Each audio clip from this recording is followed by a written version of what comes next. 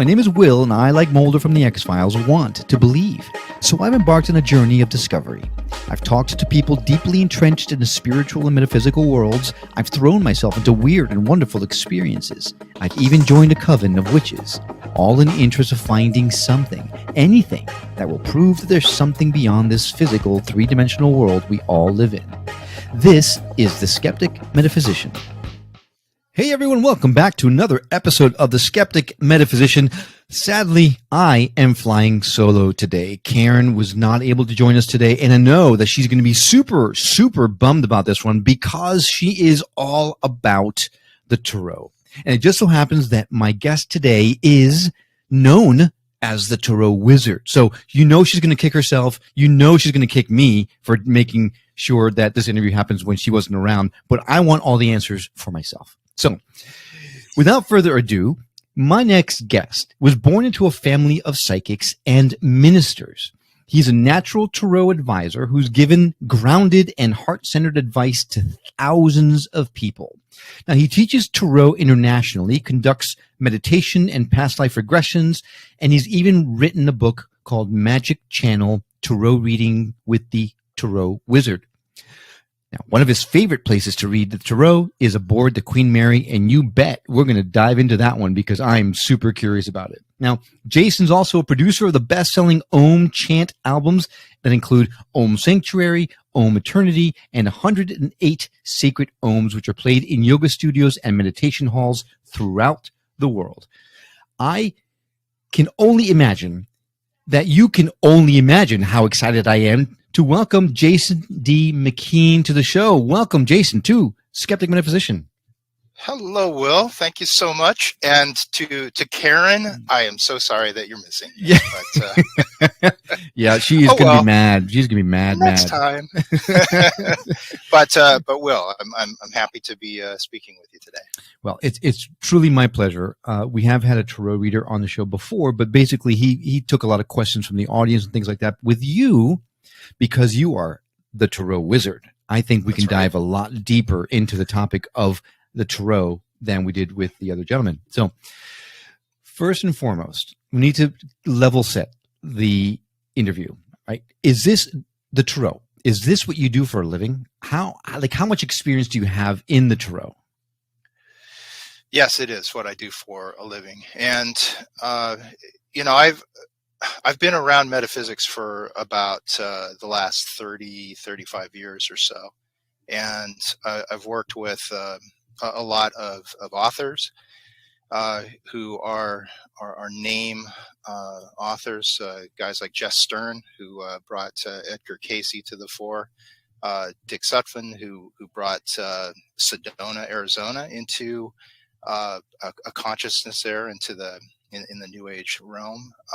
His wife Tara Sutphin is my sister, and we have worked in various workshops and a lot of different parts of the metaphysical field for many years. And so I've been around the tarot, but it was about 10 years ago that I just started diving into it, and I think I was ready. I think my age and experience just allowed for me to be ready and to offer my services as a counselor, which, I feel that the tarot is like this perfect guide that allows for one to see all of the spectrum of human experience, and then be able to find where you're at in that spectrum, and for one to see, am I happy with where I am at, or if I need to move through something, to get through a tough place and to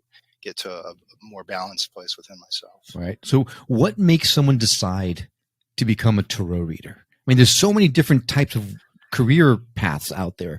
Did you just wake up one day and go, that's it, the tarot, that's what I'm going to do? It was a little bit more complicated than that. As far as the real story behind it is that I was ending one job of being in a company, a metaphysical company. That job was ending, and so I was looking for the next thing. But there was an opportunity Los Angeles to be in to be part of a pilot for a reality show that was going to be metaphysically based, and I was asked if I wanted to play the part of a tarot wizard, and I was like, oh yeah, that sounds like fun. And it was something that it didn't eventually just pan out, but the pilot didn't, but I got hooked as far as the part of reading the tarot and just being there for others. It was like a logical step in my own personal evolution, and so it's been a very interesting road, of being that beginner reader, and then just like coming up to a level that I'm at now. Right. Well, being a reality TV show producer myself, we're going to gloss over the fact that you said that you were asked to play the role of the tarot wizard, and move on to ask you, how did you end up learning the tarot? So you decided that you were interested in it. You hear things that people are drawn to the tarot, and certain decks specifically speak to them specifically. Yeah. And some people think that speaking with the tarot is a sign that you're conversing with the devil, for example, right? There's all kinds of things, good and bad, about the tarot. So, sure.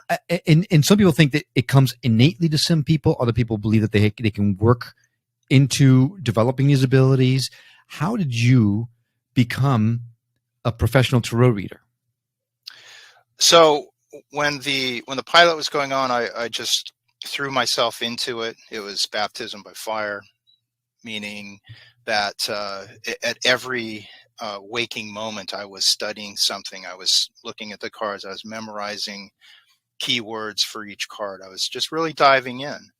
And, I thought that it was going to be something that I would be, just having to draw upon memory for readings and things like that. But as I progressed through it, I saw that it was much more than that.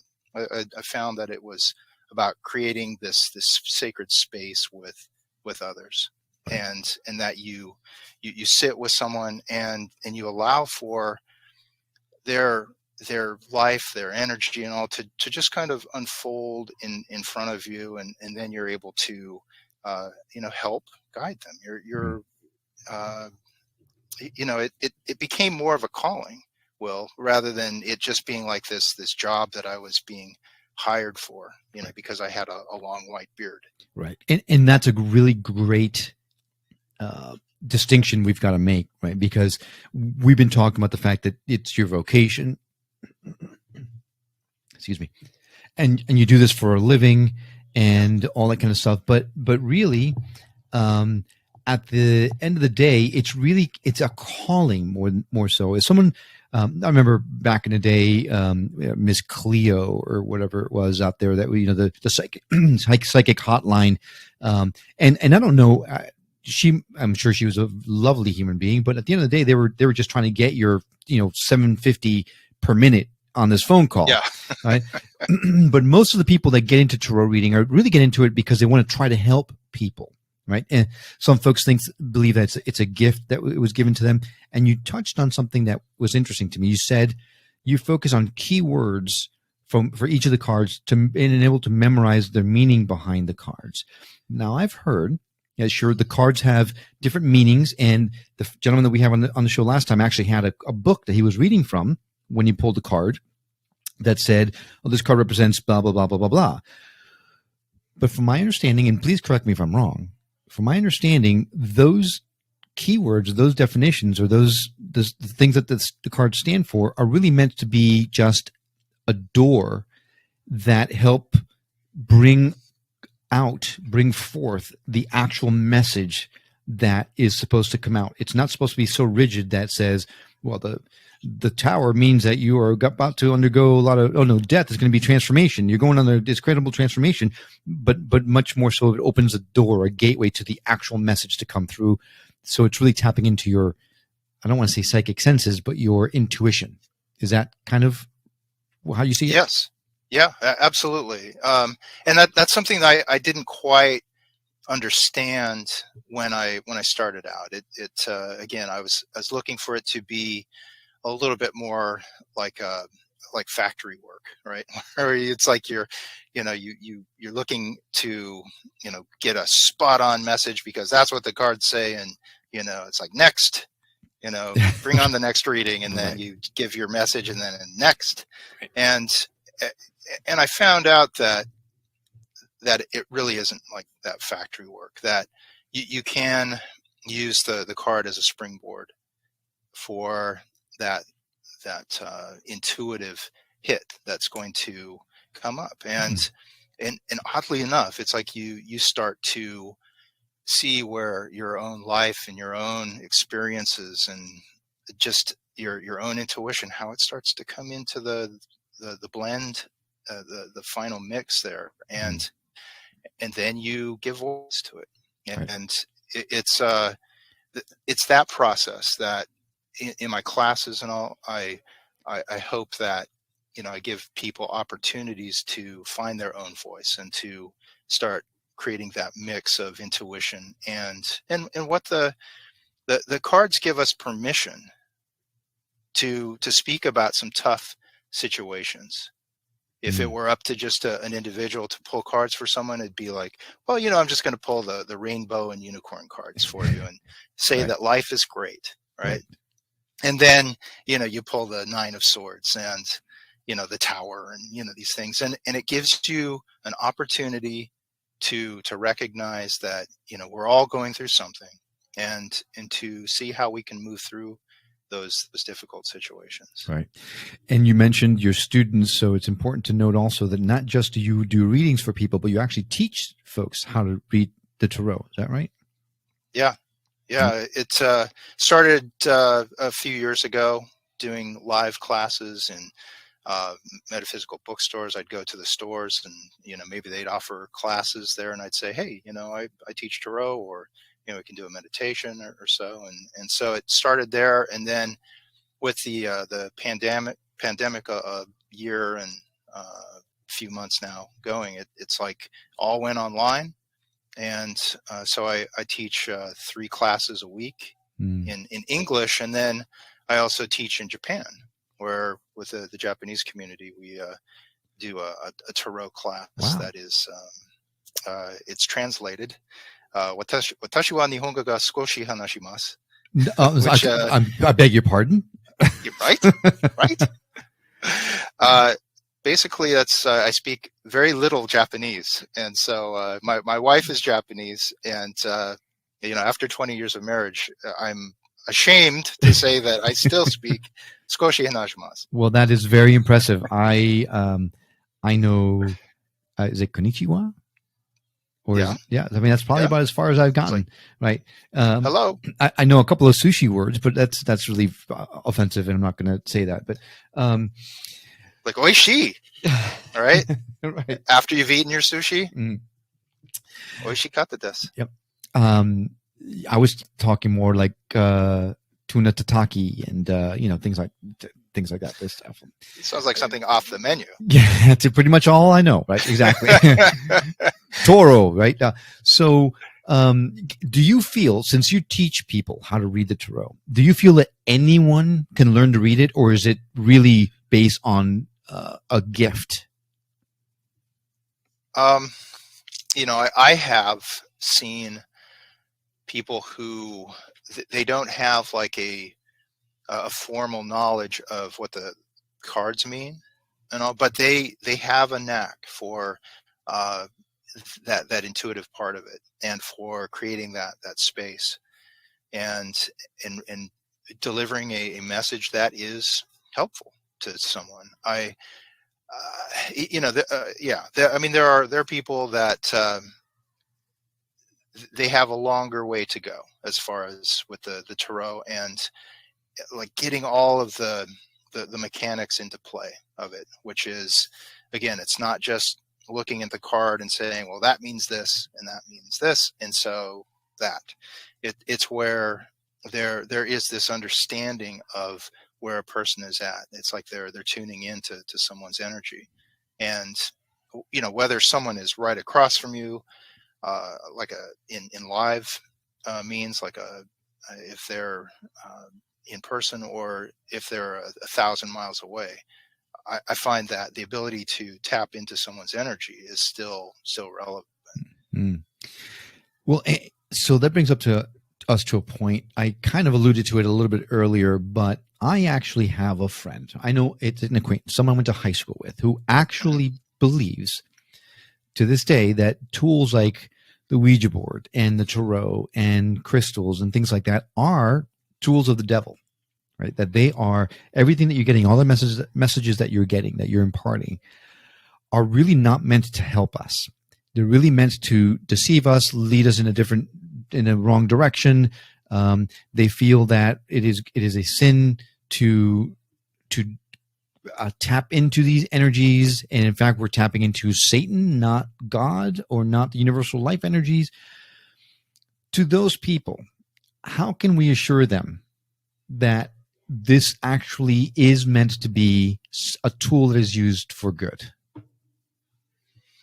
So my motto is to look for that which is helpful, hopeful, and healing.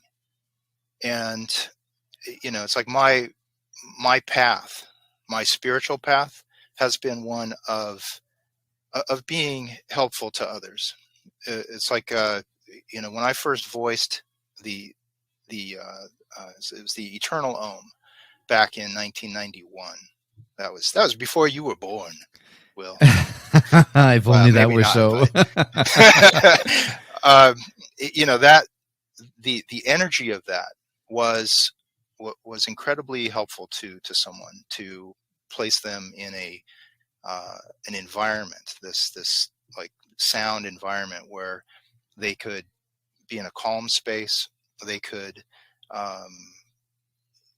they could travel on their own inner spiritual journey, and it just helps create that space for that. And that showed me that it's like, if one's intention is to be of service, to be helpful to others, to not look to control a person's will. It's like, none of the readings that I give are ones that say, oh, you have to do this, you should do this. It's about looking at where they're at, and allowing for them to see where it is that they need to go, as far as it creates again this space of non-judgment, where one can look at their own situation, and come to any sorts of conclusions about what is best for them.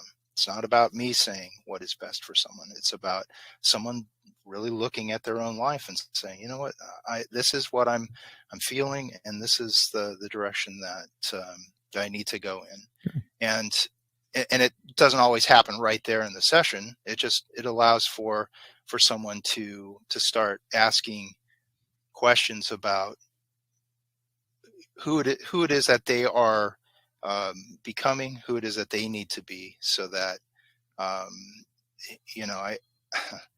I feel that a lot of what the tarot can help people see is their connection with their own spiritual life, their own purpose, their own divine connection, and that it can allow for them to start to be invested in their life, and to stay connected.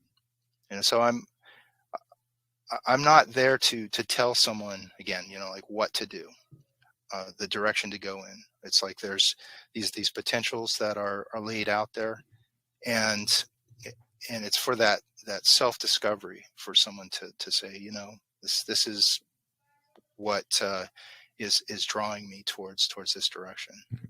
It's a great answer. Great points, because we've talked on the show a lot about the fact that everyone has their own path, and whatever path you're on is the exact path for you, right? As long as you're on a path, because we're all going to the same place at the end of the day. So, and I have a part in my book that says, we're not always yeah, we're all on the path, right? But we can be at different points on that path, and it's not about a judgment of saying, well, I'm way ahead of you, I'm more advanced than you.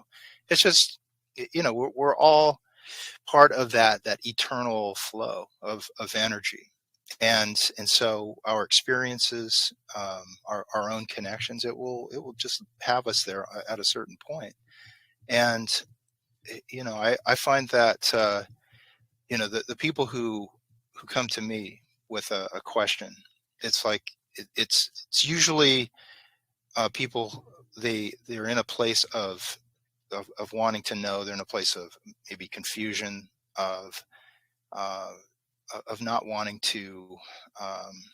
Well, they're not in a super place, just saying, tell me what my life is, because they're if someone is in a good place, then they're usually uh, not that interested in a tarot reading to verify that. It's mostly when someone is a little bit down or confused. Mm.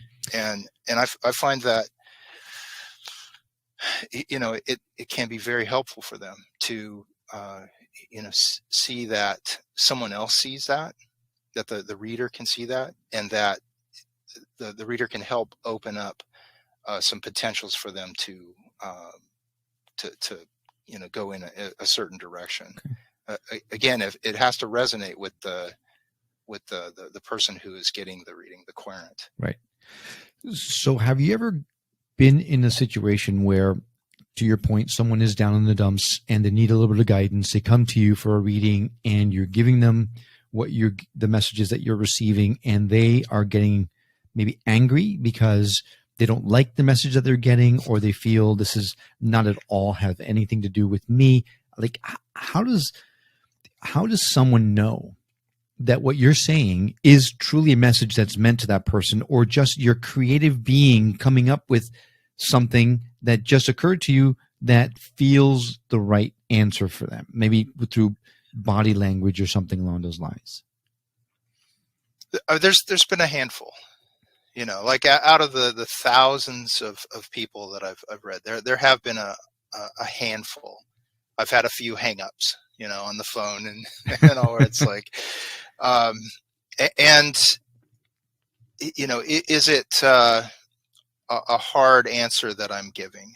As far as it can be in the area of relationships, of where someone is wanting something so badly, and then you're telling them no, that's not what I see for you, or that person that you are infatuated with is they're not the one.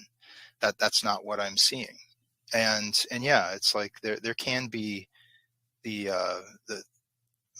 people who will fight that. And the job of the tarot reader is to give what you get. It's not to just read someone's body language and then just try to appease them. It's like to trust the tarot, to be in that space, is to not just look for when you're always right, as a reader. It's to be of service, and to give the message that you're receiving. And a lot of times it can be in a place where it resonates with the querent, and if it doesn't, I try not to take it like personally either way. If someone goes, "Oh my God, that was the greatest reading ever," or if they say, "Oh, you're the worst reader ever," although who said that? No one. But Right. Have there been? Maybe not to your face, right? Yeah, right. It's like I'm gonna have to go and check my Yelp reviews. And really, like, what? Yeah. I'm sure you have a 5-star rating on Yelp. So. I have a 5-star rating on my book, on my own albums. It's like I don't do the work to fail. I do the work to to succeed, to sustain myself, to again be of service. If it wasn't the right work for me, then I wouldn't be where I am. Right. If the students that I've had, if I didn't have any students, then that would be an indication that maybe it's time to try something else. Right. But for the many years that I've done this, it keeps building and building and building. Right. Now, in the world pre-COVID, in the pre-COVID world, that seems so long ago, but really was only I'm trying to remember a couple of years ago, right?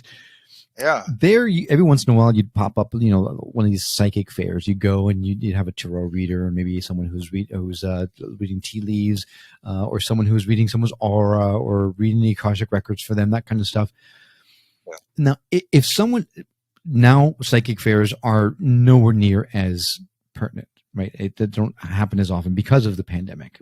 But in those fairs, sometimes you stumbled on someone that really had an astounding gift, right? That you sit down with them and you go, wow, this person is not just here for the $20 to help support cancer, the cancer ward for kids. They know what they're talking about. But inevitably, a lot of those folks in these psychic fairs were just the Miss Cleos, right? They're trying to get the money. So in the event that someone does need some help and wants to go the tarot reading route, of course, we want them to go to you because you're the tarot wizard, right? You are the expert. You want them to go to you. But if for some reason they could not reach out to you, what should someone look for in a reader so that they feel confident that this is someone that's going to be able to help them and not just lead them down a crazy goose path? Well, I mean, that's a great question, because anyone who's looking to like cast a black cloud on you, like right out of the gate, and then say, I'm the one who can help clear that. Again, because people will come to a tarot reader because they're in a place of confusion or sadness or so, and so they can be easier prey, right, for any type of practitioner that would like say, I can like sink my claws into this person.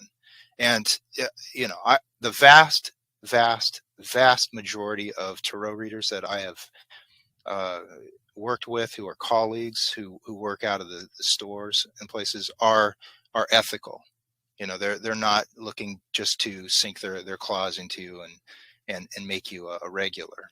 You become a regular by giving information that's helpful to someone, but looking to help empower someone so that it's not a crutch, that it's like, oh my God, I'm in this state and I need to call my tarot reader now, and it's like, well, you just called yesterday. And not much has like changed between yesterday and today. Yeah, except for you can see if someone is just, if they're not doing the inner work, and being a spiritual person is to know that you have to do the work. You have to take what is sometimes good advice and apply it. And your life doesn't just change overnight. You have to apply things consistently and start a process of rebuilding yourself, or in the spiritual world. I always say that the spiritual path is not the easiest path, because you're cultivating awareness, consciousness, a higher sense of yourself, and perhaps a purpose, and all that you're heading towards. And it's we get all kinds of levels of questions, everything from relationships to finances to the one's own spiritual path. And I find that my go-to place, or the place that I like to talk with people most is their spiritual path, making sure that they're fully aligned within themselves, that they're not battling themselves as far as the direction that they're headed, and that we look to see that the tarot pinpoints any areas where one might be lagging or not in a nice flow of energy. Okay. So we've been talking a lot about getting answers and what someone should look into in a tarot reader, but the tarot in and of itself, the deck of cards, mm-hmm. How important is that? The actual deck of cards? Is it just a tool that any old deck could do, or is it the deck itself that holds the magic? The deck itself, one builds a relationship with it. I kind of stay away from the word tool, or it takes it, like it puts it depersonalizes it, I guess. It does have its say. The tarot does have its say. I use mainly one deck when I'm reading, which is the Wizard's Tarot, because I am the tarot wizard. Of course. But the actual art on it is a little bit more gentle than even the Rider-Waite deck. And there are some decks that I can't stand. They'll have like a visceral aspect, or a darker aspect to them. And I don't think that for what I do, that it serves a purpose to either mystify or to scare someone, who's looking at the images. And there are some cards that hold a lot of energy on them. Just by looking at them, it's like, that you can jump back, right. If you're pulling on someone, and like the Three of Swords comes up, and it's like, it's like, why that one? pretty much anything with swords is why that one to me. Mostly that suit of swords is like, it's pretty dicey and slicey. Pardon the pun, but yeah, absolutely. Wait, I need to get a rim shot on here. I think. Yeah, the swords are a tricky suit. Oh, wait, I did find one. Hang on. I'm not sure if you heard that. Right? Let's do it again. Let's see. Oh, that was heard terrible. It the first time. Did you hear it the first time? Like, it was low. There it is. Okay. Yeah. Good old Riverside.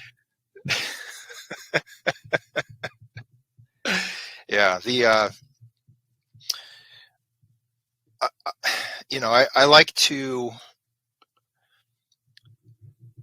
again, be in that helpful space for the querent when I'm reading for them, so that they're not getting any more freaked out than they need to be. Right. Because there's information in the cards, and they're the swords, because the mind, it likes to know. That's that intelligence center within us, that it can be like the one that creates the most problems for us. Right. Because it wants to project out into the future. It wants to know, so that it can move in confidence. And we have these other parts of ourselves, our heart center, the spirit, our body as well, that the tarot represents, that have their say. And so aligning all of these together, so that they're not fighting each other. It's like that when we can align within ourselves, then that makes the expression of that so much easier. Very, very deep point, and I love it. But you almost make it sound like the cards have their own personalities or their own consciousness. Is that what you're alluding to? I feel that everything is energy, And absolutely, they will have their own energy in that. I mean, if you look at it, Will, it's like, it's like one is in relationship as a tarot reader with a deck of cards, right? And it's like you spread them out, and you're just looking at the backs of the cards. You're not looking at the art on the front. You're not saying, you know what, for this person, I'm going to choose the Chariot and the Hermit and the Four of Swords. It's not a conscious effort on the tarot reader's part. It's one of trust that the cards that you blindly quote unquote choose, right, that they will start off the conversation. They will begin the messaging. And that aspect, it can be terrifying, right, for new readers. It's kind of fun, right? It's kind of exciting. It's like, oh, this is fun, it's like a game, right? But when again, people are coming to you, there's real situations, there's problems, there's that difficult space that you're looking to navigate. It's like, you're in this place of trusting the process. Everything has energy to it, and so by trusting that the cards that you're choosing, sometimes they do choose you. When you're open to that process, you can feel like drawn to a certain card, and it's like you start creating that message.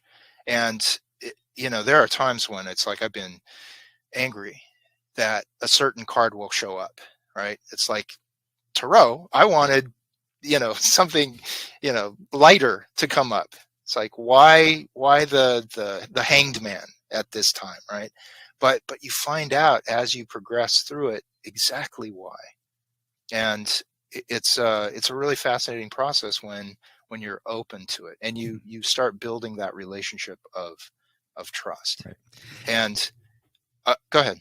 Well, I think that's where the difficult part for someone like me who comes from the world of science and skepticism and practicality, Yeah. for a card or a deck of cards to arrange themselves in a way where they'll give you practical answers that will actually help you or answer a question you have in any given moment, or for a deck of cards, like you mentioned before, to choose someone. You are who I choose to read me. It's hard to compartmentalize in your head when you're coming at it from the realm of scientific, right? So in this day and age of quantum mechanics and Newtonian physics and all that kind of stuff, there's a lot more openness to the fact that there's no such thing as coincidence, but rather happy accidents that align themselves in a perfect order in order to provide us what we are manifesting through our own transference of our consciousness into reality, right? That's the big woo. Don't get scared by all that, listener. But so I'm trying to, and it's something I've been grappling with for a long time. Now, I do believe that the tarot is incredibly helpful, but I don't understand how it works. Like, how can a certain card just pop up? I mean, the practical guy in me is going to say, well, I mean, just like sometimes people think astrology is incredibly vague in a lot of ways, right? Couldn't that card have fit into any circumstance? Or is it absolutely have to fit mine? Like, can it be that specific that you dispel all question? And I know I asked a lot of questions in that one question, but Yes, you did. but I tend to do that, so I apologize. So answer whichever one makes the most sense, and I'll try to follow up. Well, if one looks at synchronicity, right, where let's say you're out like walking out in the world, and you turn a corner and you run into someone that or something that is important to you. It's like, it's like one can question that, right? And say, oh, well, that's a happy coincidence, right? I've had circumstances where I've had these disagreements in a meeting, in an evening meeting with a group of people. And then the next day I'm just out in the world on another side of town, which in Los Angeles, it's a huge town, where I run into the person that I had the disagreement with. And we are able to mend fences. We're able to kind of fix it without like, saying, well, I'm going to go and meet this person. I had no idea. Right. So it's not a conscious effort. These moments when we're not focusing on having a specific result, but we are in this, what I would call this aligned flow, or it's when it feels like we're on the path, when we're not meeting a lot of resistance, where we're meeting the people that we need to, that we're getting the things done that feel that they're of benefit to us. And I feel that trying to look at the mechanics of the tarot, to dissect it, and to I don't know that is able. I don't know that we're able to look at that part of spirit and put it on put it under the microscope and just kind of figure it out anyway. And the tarot, it's a combination of things. It's that alchemical spiritual science, where one is using their intellect, their mind, and they're also combining that with their spiritual aspects. It's like a energy healing too. If you've ever been healed by someone who is like manipulating the fields around you, it's like I've experienced it many times, and it's like, I don't know how that worked, right? But I know it worked, right? And I know that the thousands of reads that I've done for others, that it's been an energetic transference, and that some people have been helped, a lot by it. Some, just there's varying degrees of the effects, right, that readings can have for others. And you mentioned alignment, being in alignment. And that really resonates with me quite a bit, because one of the things that I'm starting to really truly understand is whatever it is that you believe is 100% what is true for you. Right? So if you live your life thinking this is all crap, it's all crap, there's no such thing as magic, there's no such thing as tarot, this is not tarot, it doesn't work for me, the readings I get are terrible, it's always wrong, then if you're convinced of that, then sure enough, the universe is going to say, there you go, that's what you're expecting, that's what we're going to make sure that you are 100% correct. But the minute you drop the pretenses and you open yourself up to possibilities, was it Dr. Wayne Dyer mentioned the importance of being open to all things. And the minute that you're open to all things and suspicious of none, when you look at everything with wide-eyed wonder, all of a sudden things that make your eyes grow wide in wonder start happening to you, right?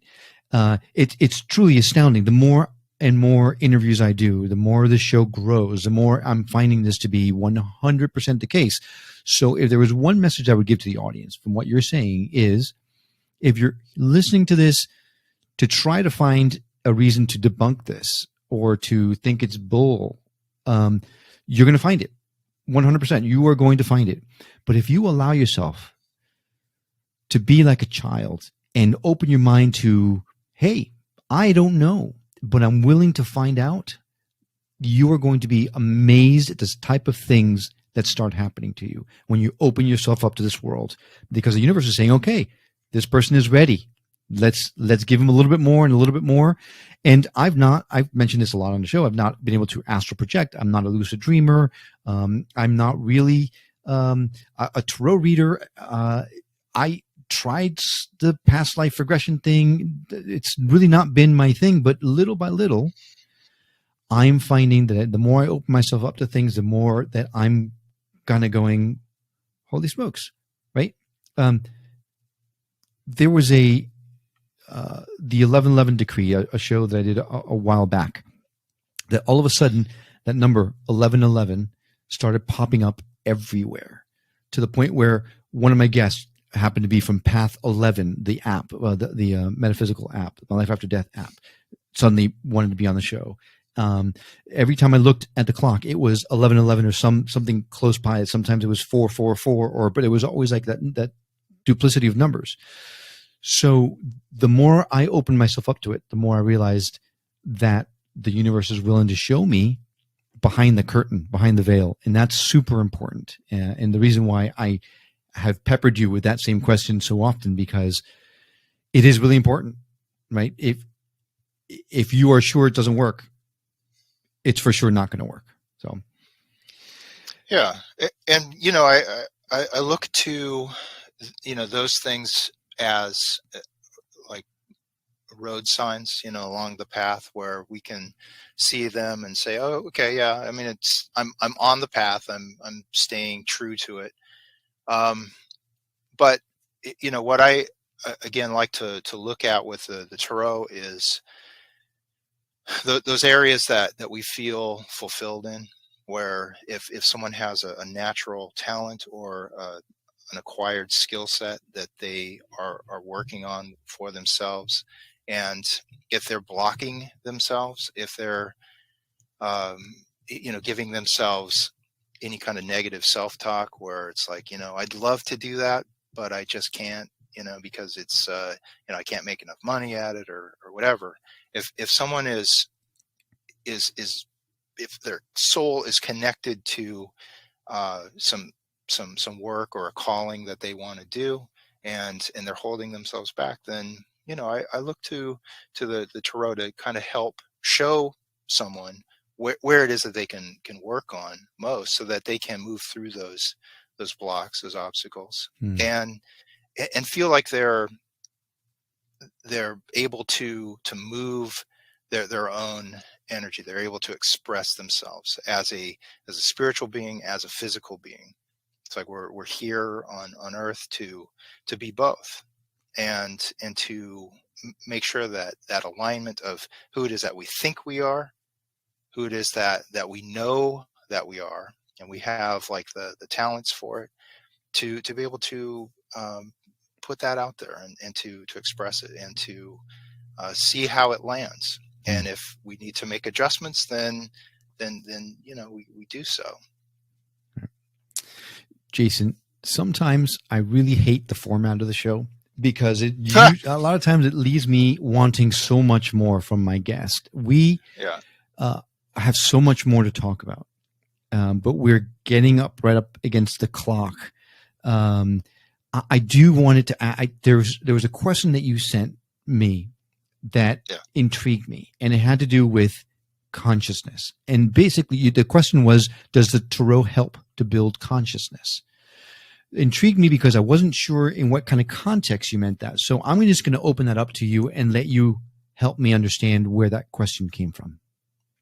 So consciousness, as I would define it, is the part of ourself that can like be outside of ourself, where we're looking at our actions. Let's say we go on autopilot, like our spouse is like saying something to us, and then we get triggered by it. Or I'm thinking specifically of my wife saying, hey, it's like, take out the trash, right? And I'm going, but I'm in the middle of watching this, or whatever, where I just go into like some auto response, and then it's like there's like this sound of like the heavens opening, oh, and then I can have my higher consciousness like lift out, right, and say, I see what you're doing. You're like responding in this negative way because it's like you're not getting your way, whatever. It's like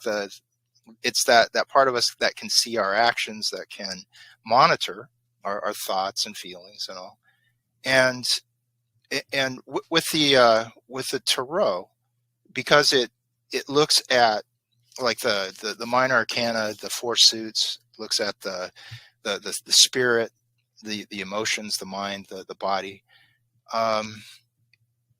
like being able to look at all of these parts of ourself, to monitor that, and to make sure that we're in this place of alignment. Again, where if we're called to a certain purpose, whether it's to host a broadcast that can allow for people to become more in touch with their own spiritual being, right?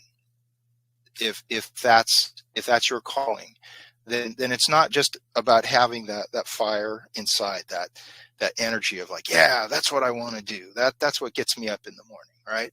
It's like, okay, how do I enact that? And so we move that energy up to our head, and the mind, it plans it out. It says, oh, okay, well, I'm gonna get on this station, and I'm gonna get all of my gear together, and I've got my plan of action.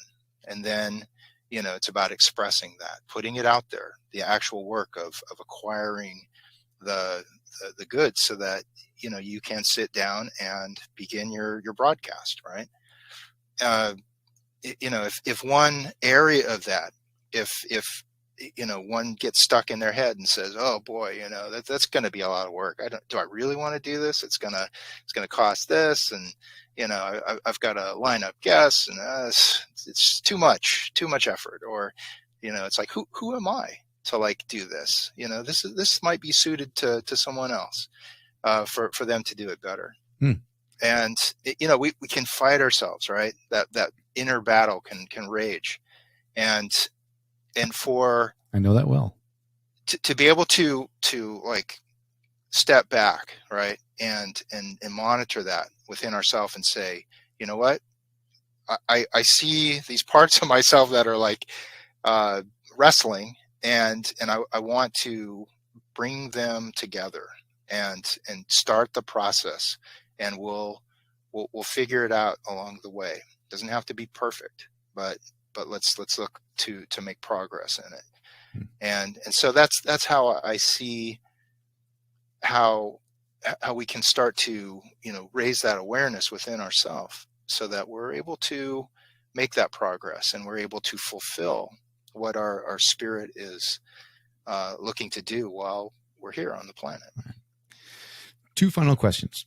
One's heavy, one's not. Here's the heavy one.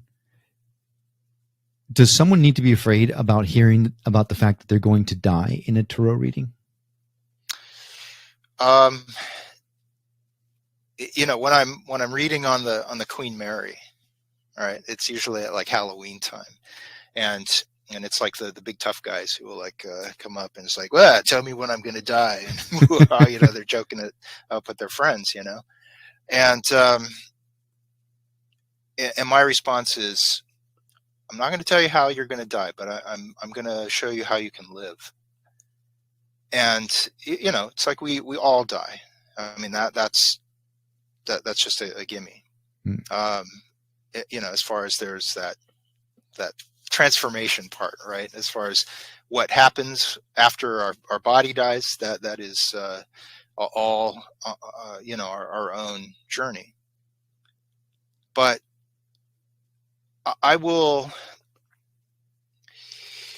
if someone is interested in that, it's like we'll look to see if they need to do some planning for that, if they need to craft a will and things like that, again, to be very practical about it, or to start the process of forgiveness. I once did a reading where I asked, what do we take with us when we die? And it was all this heart energy that was coming up. And, if we're in a place of pain, we can take that. If we're in a place of anger, of, holding something against someone else, maybe we have to resolve that down the road. But it was all this heart connected energy that was like, it amazed me.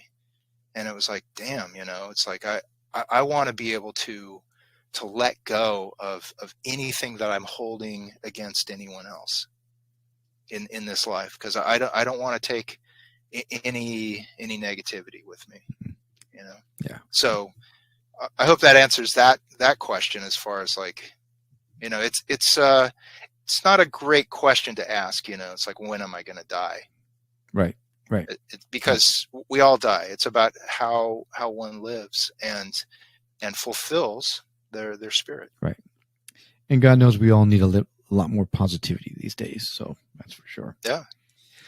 Ironically enough, the second question was about the Queen Mary. Really curious. How do you happen to find yourself being a tarot reader on that famous ship? So every Halloween, they have an event, which is a month-long. It's like what do they call them? A haunted house type of situation. Gotcha. And it's called Dark Harbor, and it's a really big event. I mean, you have hundreds of actors that are hired. You have full wardrobe and makeup teams and just concessions. It's a huge event. It's a really big moneymaker, but it's held on the Queen Mary, which is, it's like working on the Titanic. It's Right. like, I mean, it's built just a few years really after the Titanic, and it was decommissioned in the late 60s and just sits there in Long Beach Harbor. And boy, oh boy, it has energy. I've heard my name being called by when I know I'm alone in the parts of the ship. Wow. I'm hearing it, and I'm just like, okay, I hear you. And and I've been in places that a lot of people have not been in, and it's it holds energy. It's iron, right? Most of the ship, and so it can hold a lot of the past. It's seen its share of trauma. It's seen a lot of joy as well.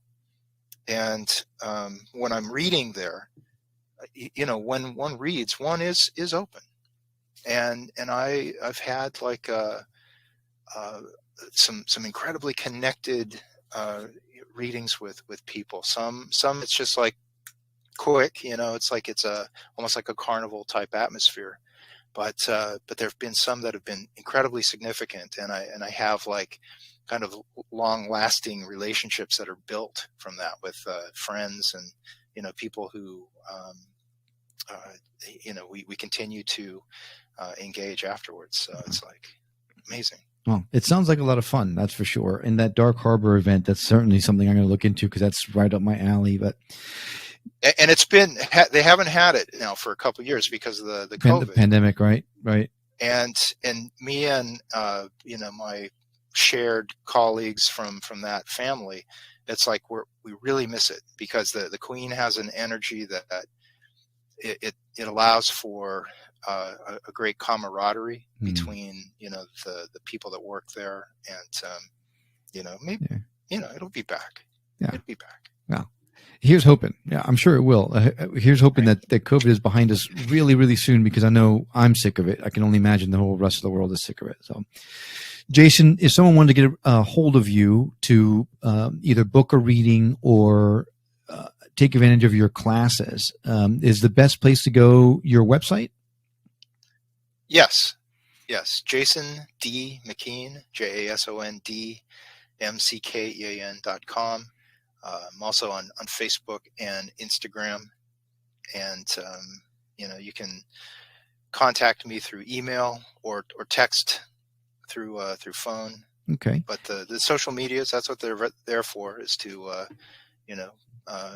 follow or friend, and And yeah. So I'm not sure if we want to give out your phone number. Maybe we do, but we'll talk offline about that. But your website, your Instagram, it's on my website. Oh, well, there you go. I won't even worry about it then. So you heard it. You can go to jasondmckean.com, or you can find him on Instagram at Jason Tarot Wizard, or on Facebook at jason.d.mckean. I'm going to lay all of those direct links in the show notes so that you don't have to go and run for a piece of paper and a pen right now. You can just go to skepticmetaphysician.com and you'll find those direct links there. Jason, it has been absolutely fascinating talking to you today. Thank you so much for coming on the show. Oh, thank you, Will. And I look forward to speaking with you again and finding out, are you really skeptic about metaphysics? That is a peek behind the curtain that maybe not going to be open for public. But to your point, I think there is a lot more we can talk about. So we should certainly look into the possibility of having you back on the show. We didn't even talk about Om Dog, and I'm really curious about that. But we'll talk about it later. Right? Yeah. Right? All right. Well, thanks again, Jason. I really appreciate it for coming on. Thank you, Will. Many blessings to you. Yeah, likewise, right? And thank you, listener, for coming along on this journey of discovery with us. We'd love to continue our conversation with you on Facebook and Instagram, so please feel free to find us there under @Skeptic Metaphysician or at skepticmetaphysician.com, where you can find the direct links not only to our social media platforms, but also to that of our guests. And you can even find a direct link to the book that he's written there as well. As always, if you know someone that would benefit from hearing the messages we've shared on this show or any of our others, I hope you'll consider sharing us with that person. It will help grow the show and may just help someone else come to terms with the fact that we are so much more than just this three-dimensional body that we inhabit. Now, did you miss any of our show today? Not to worry. All of our shows, including this one, can be found on our website. Yep, skepticmetaphysician.com. We got to plug it at least 3 times on every show, or you don't go to it. And for a limited time, you can now enjoy all kinds of discounts from some of our past guests on their services just by signing up as a member. The membership is absolutely free, and you'll get the added benefits of the discounts as well as the chance to never miss a show immediately once it's been published, and you'll gain access to our in-depth articles on the topics, and you can even subscribe to the show or leave us a review or voicemail directly on the site. Now, I hope you enjoyed this episode as much as I have. Sadly, that's all I have for you today. Thanks again for joining us on this journey of discovery. We'll see you on the next episode of The Skeptic Metaphysician. Until then, take care.